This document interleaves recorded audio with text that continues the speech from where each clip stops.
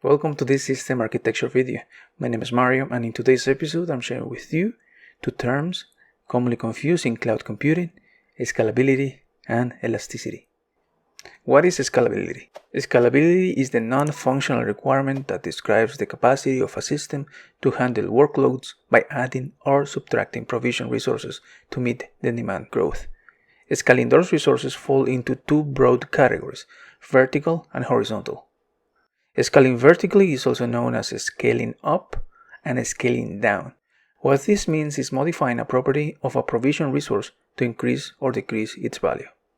One real-life example of this will be a business consisting of transporting people from one place to another. We can begin with a 2-seat car. If business increases, we can upgrade our cars to 4-seat.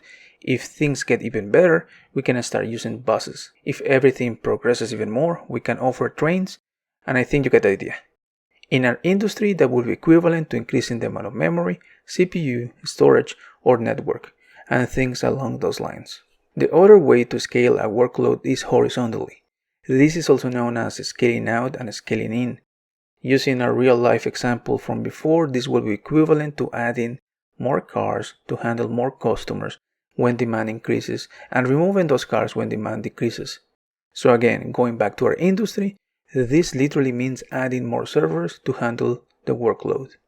And this is where it gets interesting, because the usage of our services depends directly on different factors, like audience, time of the day, or seasonality. Reacting to those factors is what we call elasticity, which is the non-functional requirement that defines the ability to adapt to workloads by dynamically growing or shrinking the amount of resources our system is using. If we use our car business example one more time, we can assume that weekdays during rush hour we're expecting to transport more customers, but during holidays that will not be the case.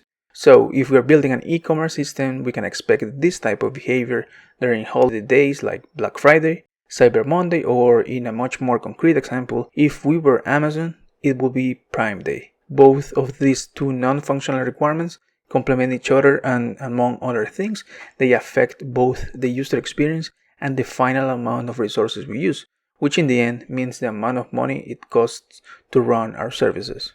Implementing scalable and elastic services is typically a cloud configuration. However, for Go specifically, one thing I encourage you is to implement observability. That should allow you to collect metrics and define a baseline you can use to properly configure resources in the cloud.